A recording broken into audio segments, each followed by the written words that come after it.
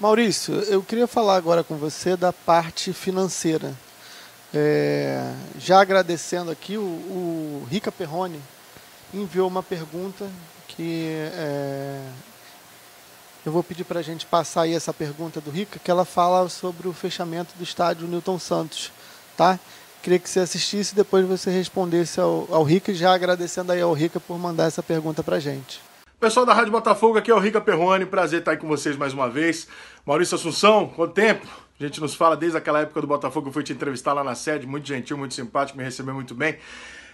Minha pergunta é sobre o Engenhão. Eu queria saber qual é a verdade daquela história do Engenhão. Quando o Botafogo perdeu o estádio por problemas estruturais, muita gente se questionou, eu fui uma das que mais perguntou, falou, mas vem cá, o Botafogo não vai processar ninguém, não vai atrás, o prejuízo vai ser isso mesmo e tudo bem? E muita gente disse que era por uma questão política.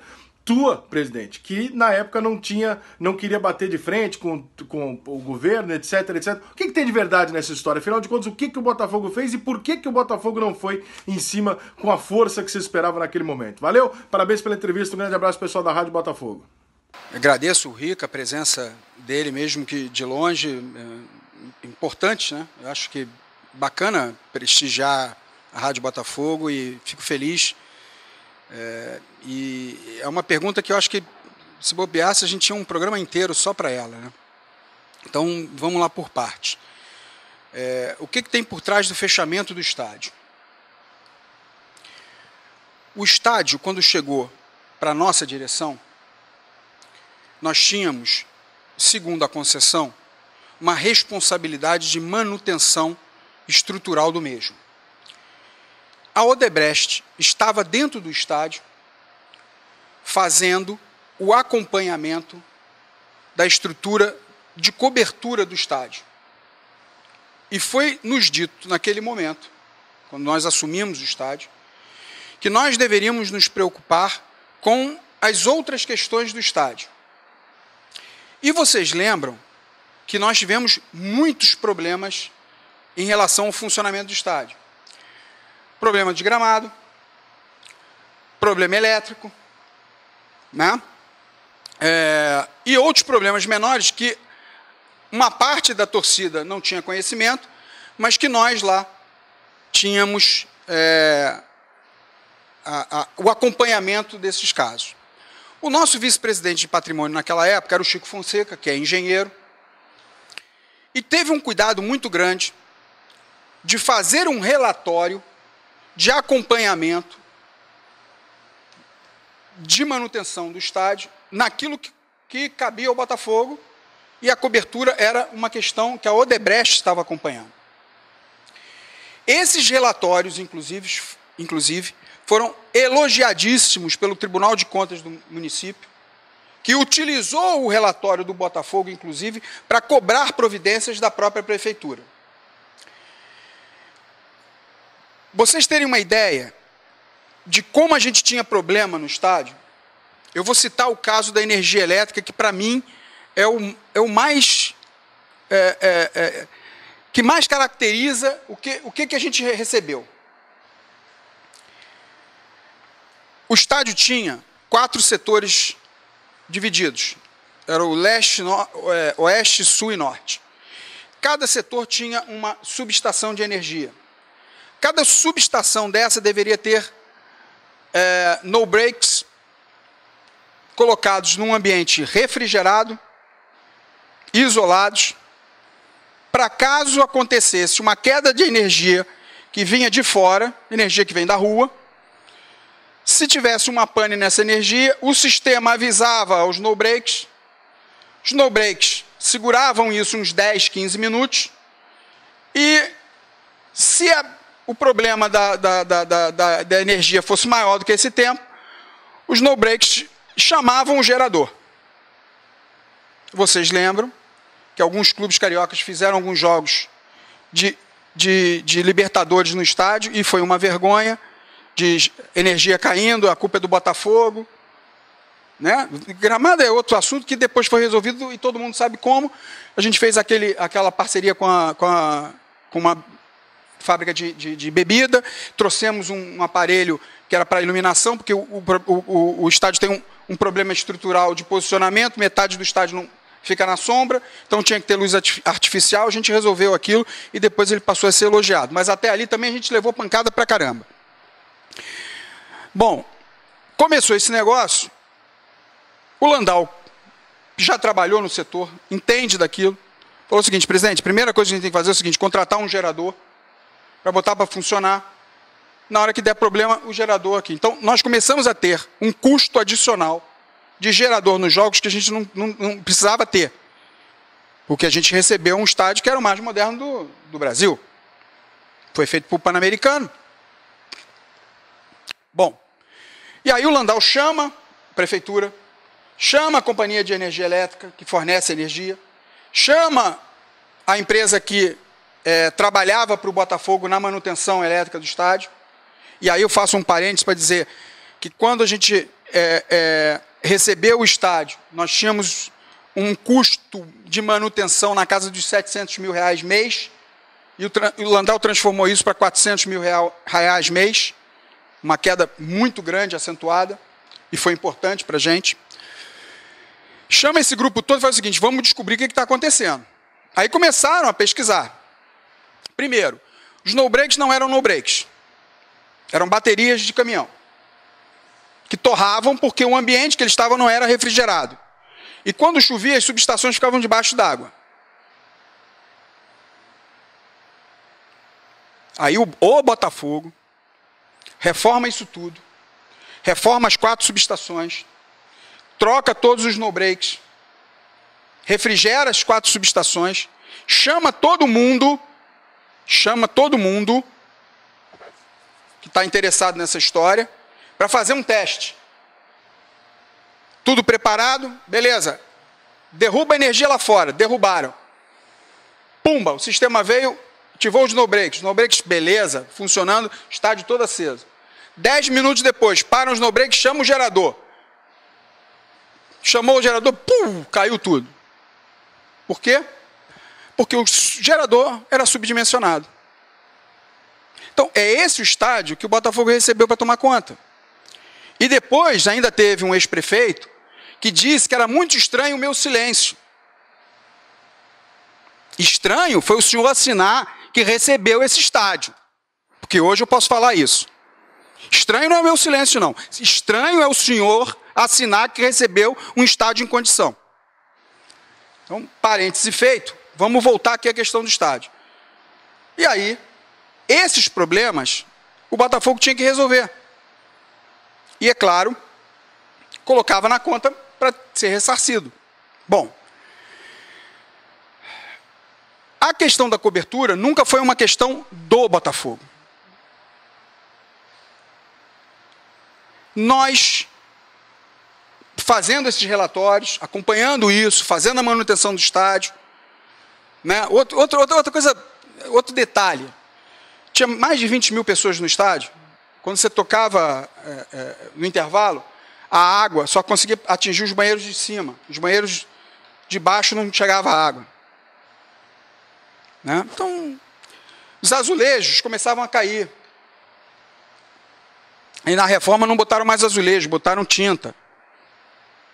Epóxi, que é especial para umidade e tal. Tiraram os azulejos. E tinha a tal da junta de dilatação, que eu ouvia falar naquele nome, junta de dilatação, que é onde o cimento trabalha com cimento, as juntas de cimento concreto com concreto trabalham, tem ali vou falar um nome que não é técnico, uma borracha junto com uma cola que faz aquele negócio trabalhar. Aquilo estava maior do que poderia ser. Então tinha todo um acompanhamento do Botafogo em cima daquilo. Tá? Bom. Acho que foi em abril, final de maio, início de abril de 2013. Numa sexta-feira, eu tinha acabado de receber uma ligação do Clauir, diretor de marketing da Caixa Econômica Federal. Nós estávamos em negociação com a Caixa, porque ele me ligou meses antes, através de um amigo em comum que trabalhava numa TV em São Paulo.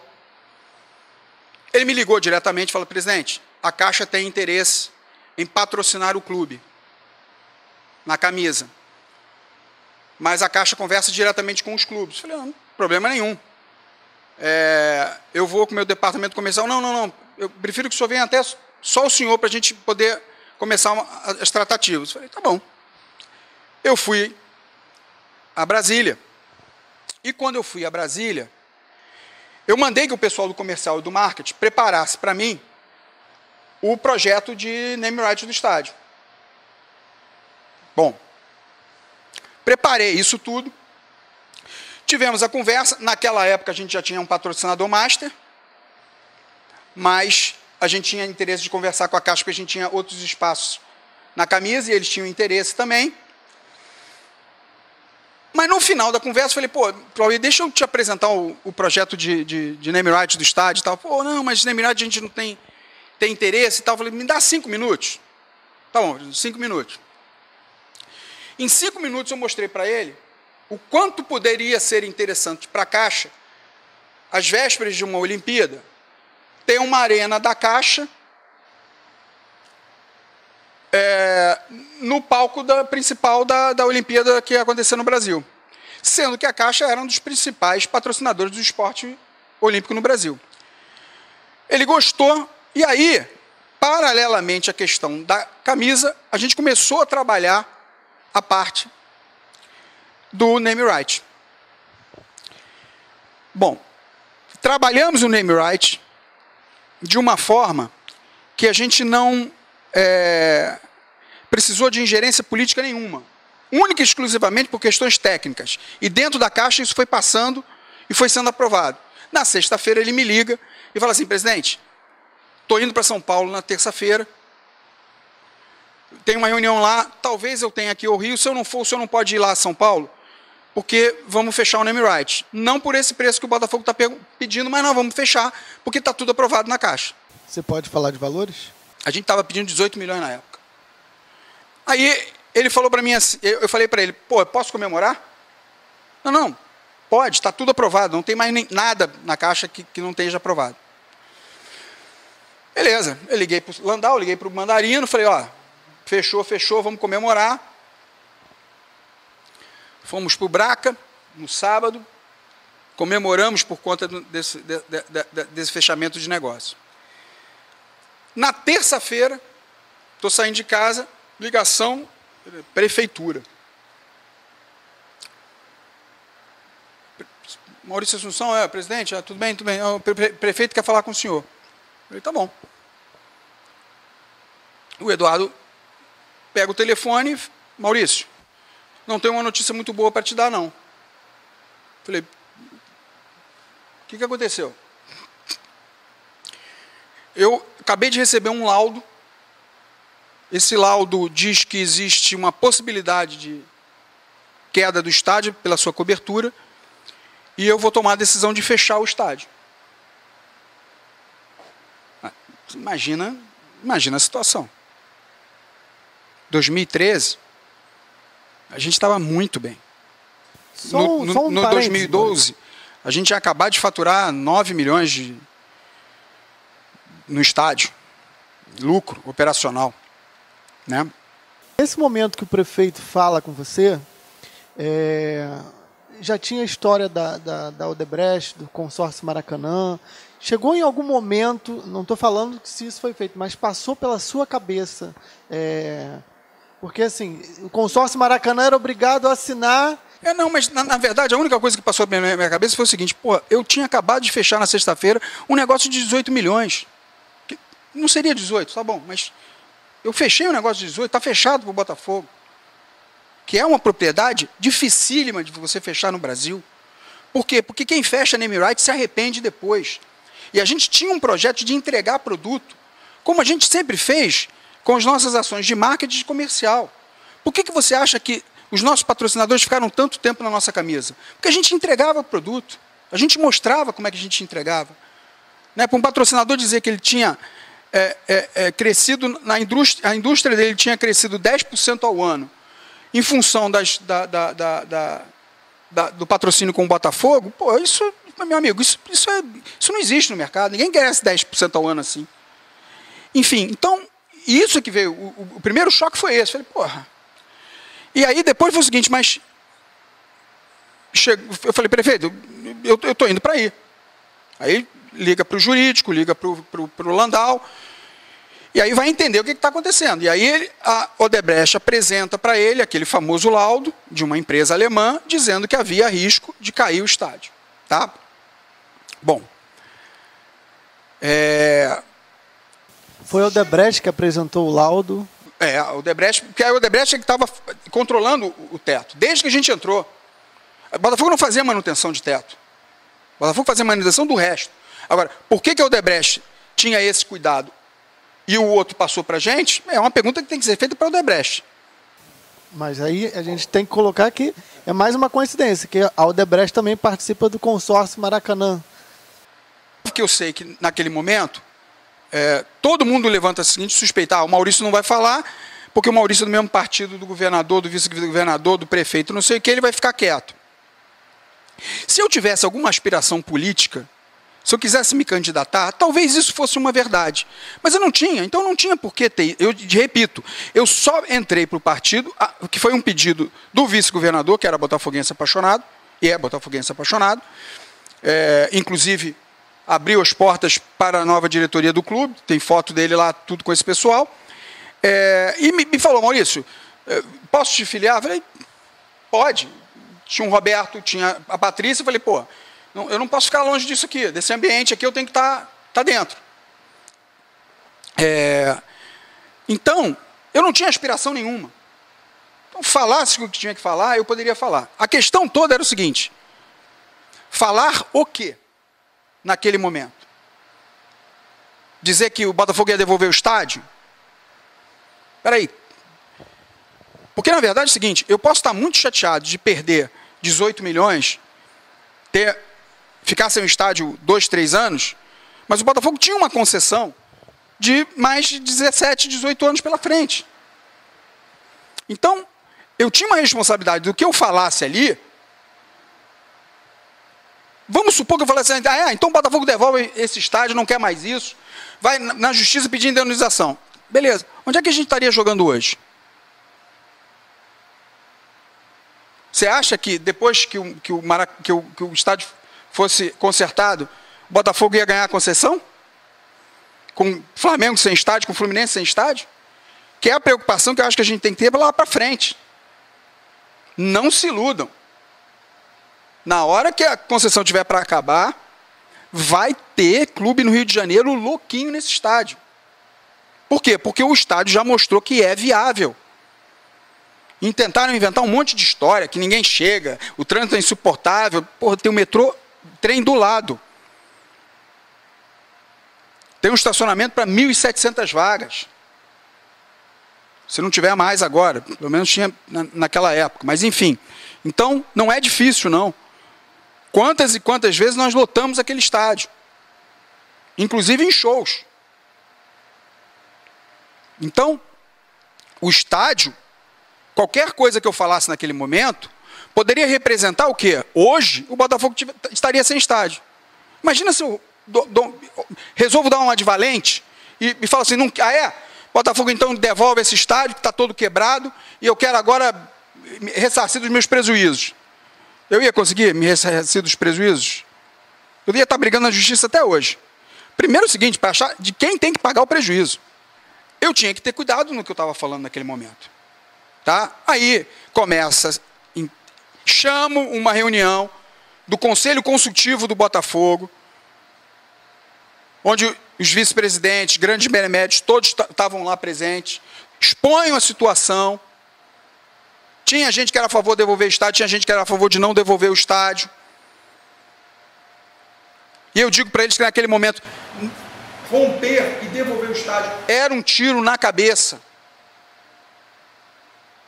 Olha aonde nós estaríamos jogando hoje. Qual seria o nosso estádio? Quem estaria com o Newton Santos na mão? Entendeu? Então, reúno e mostro toda a situação. Bom, feito isso, o prejuízo todo ficou com a gente. Óbvio que ficou. A gente ganha aquele campeonato carioca jogando em Volta Redonda. Pô. Era para ganhar aquele carioca dentro do estádio. Né? Sidorf, Jefferson, Lodeiro, Rafa, aquela turma toda. Bolívar, Dória, Edilson, Júlio, Marcelo, Renato, esqueci de mais alguém? Vitinho, Gabriel. Era para a gente ter ganho lá dentro de casa. Né? Bom, então eu tinha que ter muita responsabilidade sobre o que eu iria falar e o que eu iria fazer naquele momento. E a decisão foi não romper, não devolver e brigar para correr atrás do prejuízo. Decisão de quem? Nossa, minha. Junto com os meus diretores executivos. Então, do colegiado lá, e vocês? Não. Não do conselho consultivo. Eu me reuni com o conselho para explicar para eles o que estava acontecendo.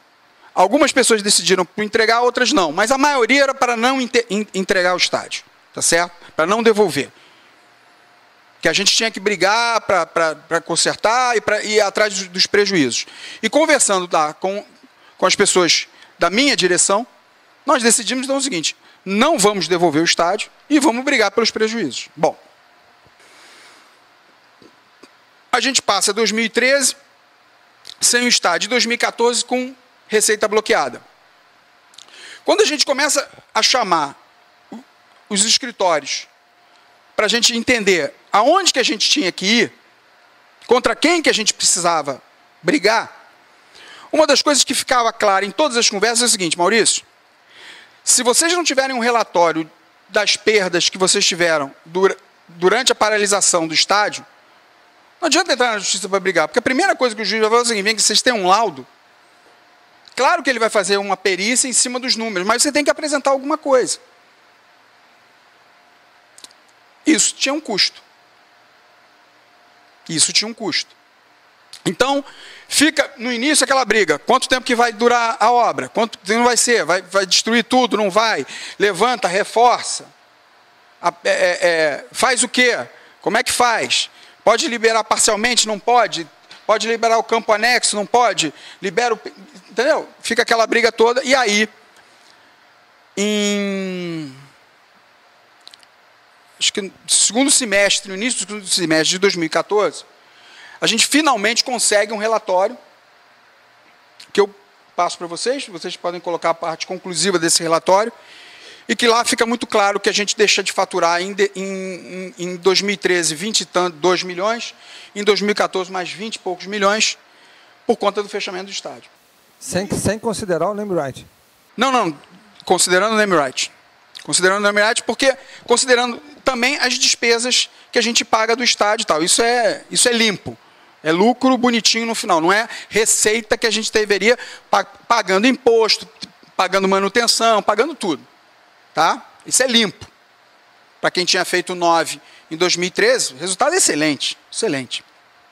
Bom. Aí nós chamamos um escritório de advocacia conceituado, de um conselheiro do clube, e ele faz toda uma programação para a gente entrar na justiça contra. Só que aconteceu o seguinte: eu estava no final do meu mandato. E aí eu disse para ele o seguinte: eu não vou te pagar tanto para você começar a ação, porque, primeiro, eu não sei se a outra direção vai dar continuidade à ação. Eu não sei se a outra direção vai querer continuar com o seu escritório. Então, essa é uma decisão que cabe a eles.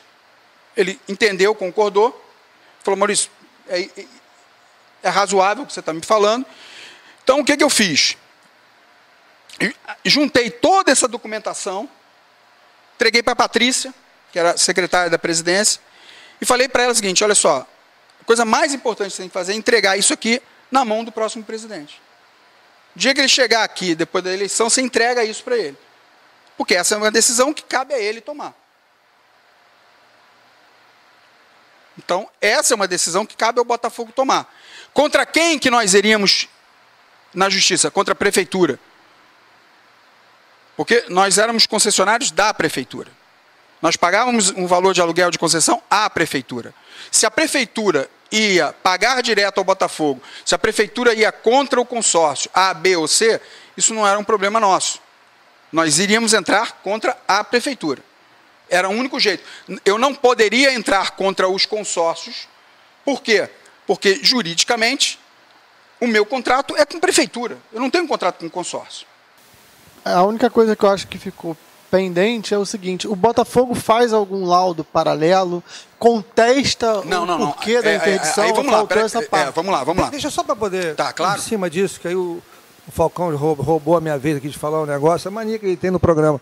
Mas assim, e aí falando sério agora, duas coisas que eu queria pontuar de maneira muito pragmática. Até para depois fazer o gancho com relação ao que ele falou.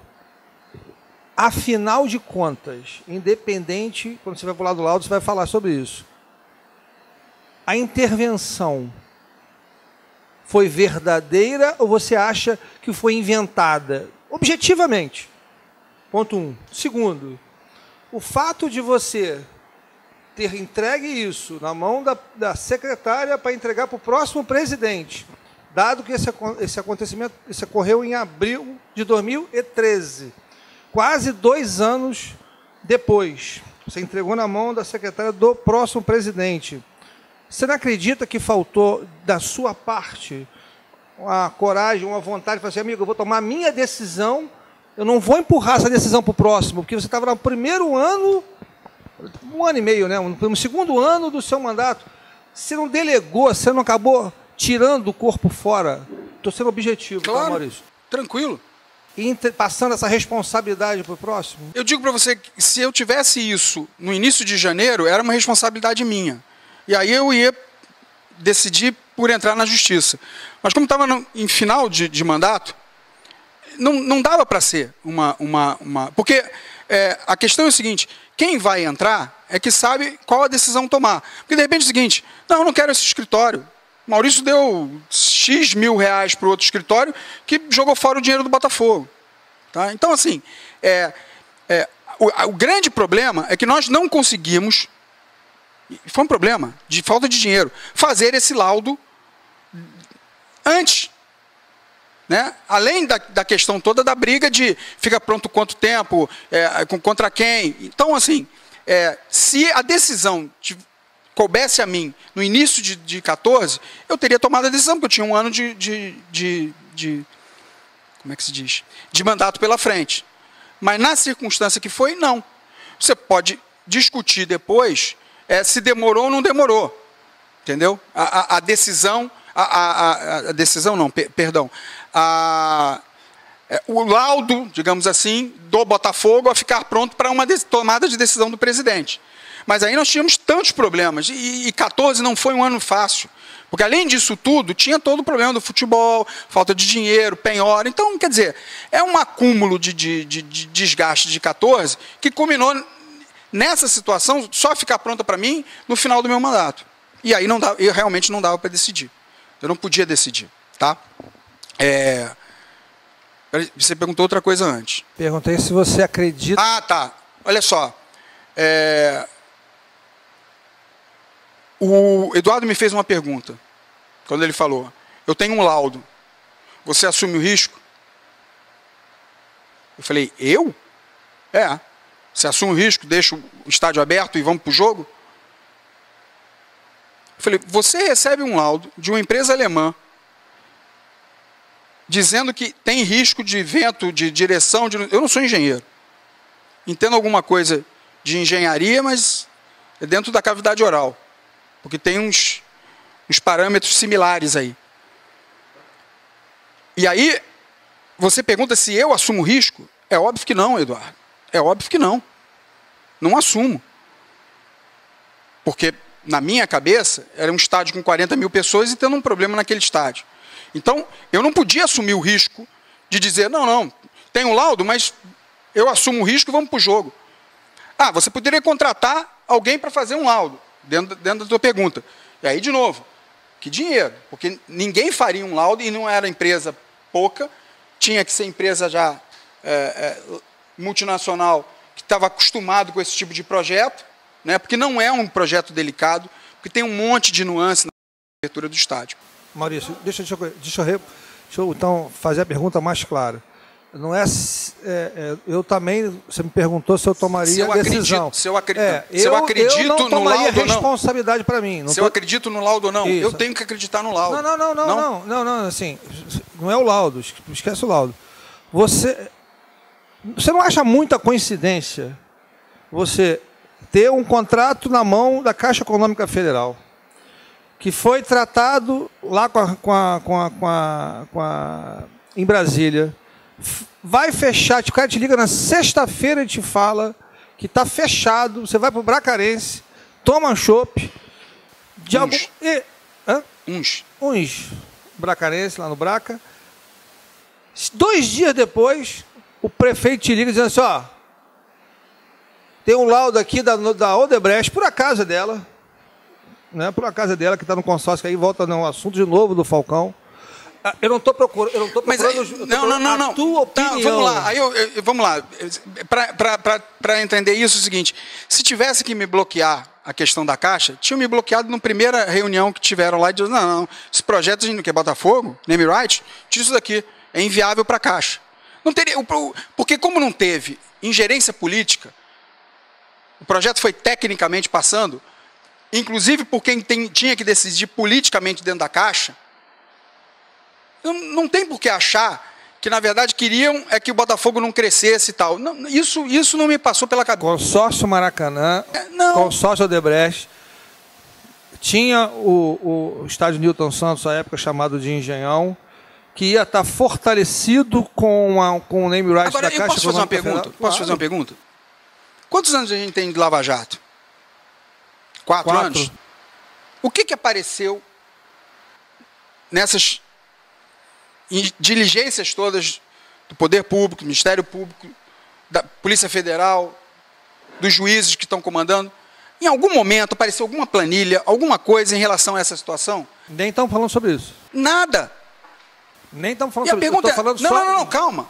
Você não acha que se tivesse alguma ingerência da Odebrecht em relação a essa questão, teria aparecido nessas planilhas?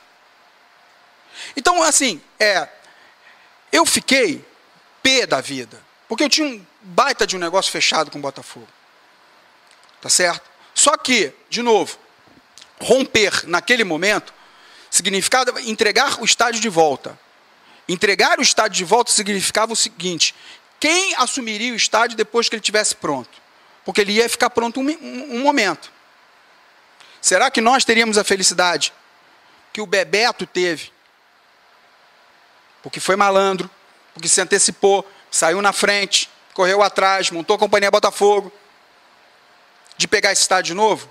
Duvido. Tá certo? Duvido. Então,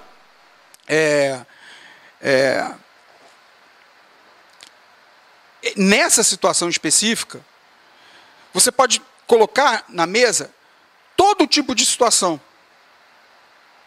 Que mas você não acha muita coincidência, você não acha que isso aqui, você não acha... Eu posso achar um monte de coisa.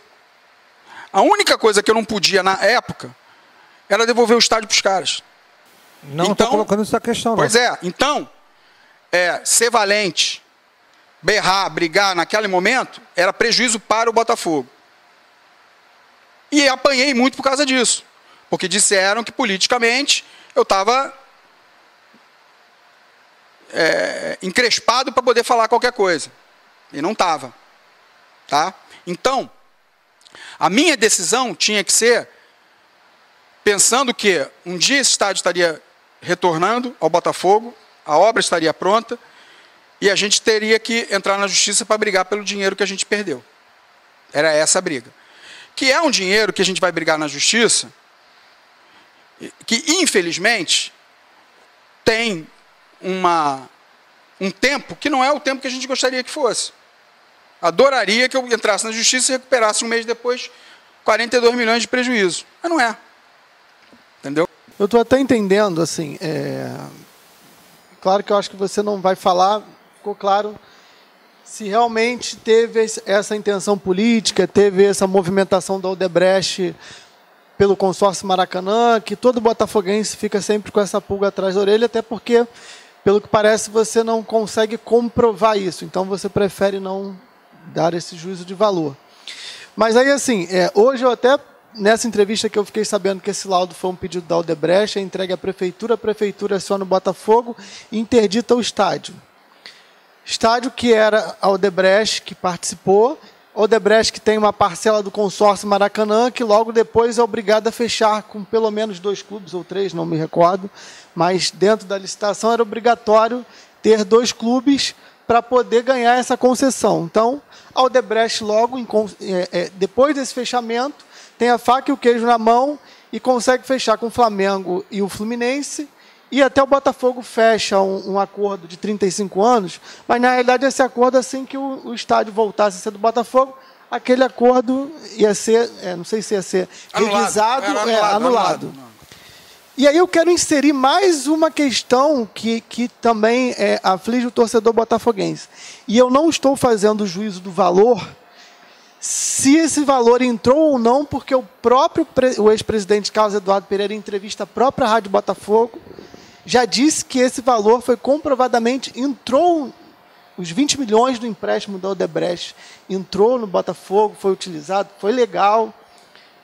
A questão não é essa. A minha questão, e pergunto para você, é o seguinte: depois desse processo todo, aonde entra um acordo de empréstimo com a Odebrecht? Depois de tudo que a gente passou, pelo problema todo que a gente vivenciou, por tudo que o Botafogo sofreu, se vai pedir indenização à prefeitura, mas eu acho que a Odebrecht também estava dentro dessa opção. Como é que ainda sai um empréstimo de 20 milhões e, se você puder explicar o porquê desse empréstimo?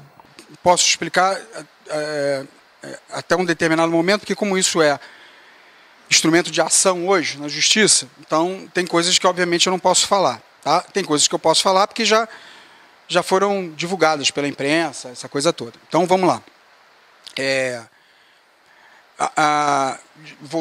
Indo pelo final. Não sei se a Odebrecht pode ser acionada pelo Botafogo ou não. Não pode.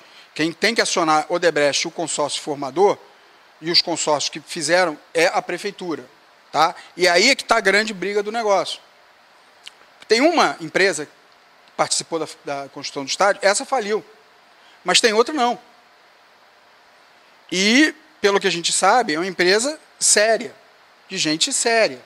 E eles estão brigando na justiça para não receberem esse pepino. Tá certo? Então, essa briga não é uma briga fácil. Tá? Não é uma briga fácil. Aí, vamos voltar lá. Fecha o estádio em abril, meio de abril, eu acho. No final do ano, se eu tinha uma operação no estádio em 2012 de 9 milhões de lucro, acabou. E tinha gente pedindo dinheiro de volta. Placa publicitária, camarote, pessoal da praça de alimentação. Né? Como é que você faz? De alguns até que a gente, obviamente, já tinha usado dinheiro. Né? Camarote, então, só deixou lá quem era apaixonado mesmo, porque não tinha motivo para ficar. Então, é complicado. Então, esse prejuízo também, a gente colocou depois no relatório aí da Ernst Young, que estava incluído. E aí a gente vai fazer o seguinte: como é que a gente vai pedir dinheiro? Porque a gente precisava fazer caixa para fechar o ano e virar 14. E não foi só o Botafogo que fechou o contrato com a Odebrecht. Outros clubes fecharam.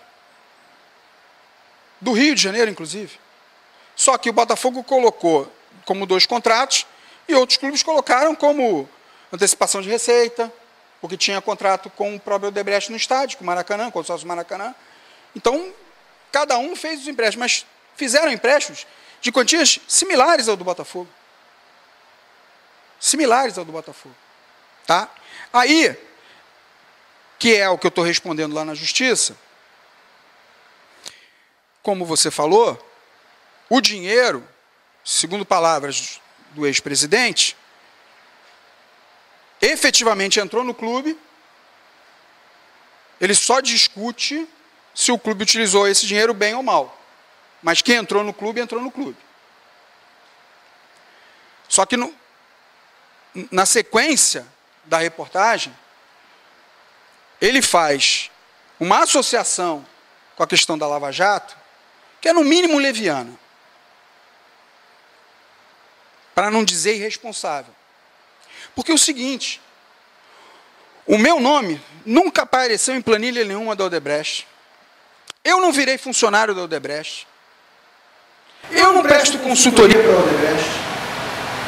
Agora, o codinome Botafogo, infelizmente, faz parte da planilha Odebrecht.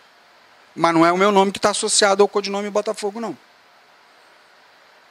Então, ele foi leviano de fazer essa associação dessa história toda com Lava Jato. Tá certo? E eu estou me defendendo na justiça em relação a isso, porque isso ainda não virou inquérito. Está na denúncia. E eu estou comprovando as questões todas na justiça em relação a isso. Então, em relação a essa questão, eu só posso ficar aqui, mais do que isso eu não posso falar, não sei se eu... Sim, então, pelo que eu entendi, então, esses 20 milhões, a grosso modo, seriam luvas pelo acordo com o consórcio Maracanã da utilização do estádio? Não, era um empréstimo... Aí fala assim, porque o Odebrecht nunca foi financeira para emprestar dinheiro para ninguém. A gente pegava empréstimo com botafoguenses ilustres e eles nunca foram financeiros para emprestar dinheiro para ninguém. Mas por que eles emprestavam? E por que a atual diretoria honra os compromissos com esses botafoguenses ilustres? Também não eram financeiros, mas sabiam da dificuldade do clube e nos ajudavam nesse sentido. E a gente fez isso. Mas aí, no caso dos botafoguenses ilustres, a gente consegue compreender, né, a paixão ao Odebrecht. Mas a questão toda é que eles estavam entrando no futebol através do consórcio Maracanã. E todo mundo... A Odebrecht estava fazendo um monte de arena dentro do Brasil por conta da Copa do Mundo. Ou sozinho ou em parceria. Então, tinha um ambiente ali de conversa com diretores da Odebrecht e diretores de clubes de futebol. Por quê? Eu participei, inclusive, convidado que fui pelo Ricardo Baca, do comitê da Copa, para fazer uma palestra onde estavam todos os construtores de arena participando de construção de arena da Copa do Mundo, para falar sobre as dificuldades da operação do estádio, com relação à bebida, com relação ao estacionamento, com relação à ordem pública, com relação à bilheteria, tudo. Então, o ambiente todo, que a gente estava vivendo Copa do Mundo em 14. Então, o ambiente todo tornava esse pessoal em conversas. E numa dessas conversas, eu falei para o diretor da Odebrecht, cara, eu preciso de um empréstimo para virar o ano. E aí, à luz do Estatuto do Botafogo, foi tudo feito conforme tinha que ser feito. E, como vocês sabem, o dinheiro entrou no Botafogo.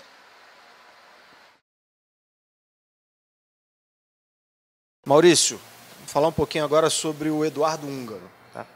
Ele chega no Botafogo em 2009, ganhando salários de 2 mil. Isso tudo que eu vou falar aqui é com relação à reportagem que saiu no Globoesporte.com. Ele chega ganhando em 2009 R$2.000 e salta para, em 2014, R$65.000 de salário. Né? Sendo que também ele não foi o único. Segundo essa reportagem, outros nomes também tiveram salários aumentados no decorrer desse período, entre dezembro e janeiro de 2014. Dezembro de 2013 e janeiro de 2014.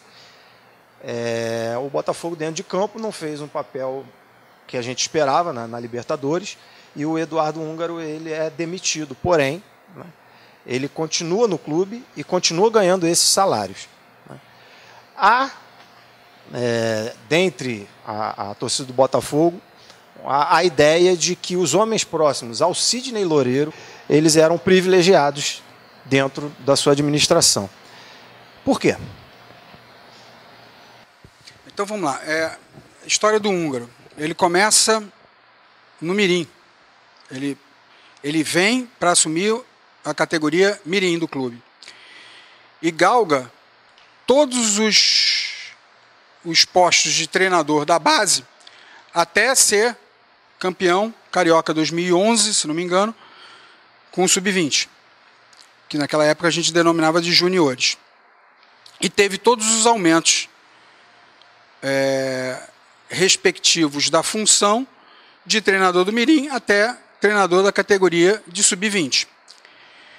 Se você pegar a folha de pagamento da base do Botafogo durante o período da minha administração, você vai verificar que todas as pessoas que lá trabalharam, independente se eram amigas do Sidney Loureiro ou não, se era da turma da praia ou não, tinham salários compatíveis com os salários dos 4 grandes clubes do Rio de Janeiro.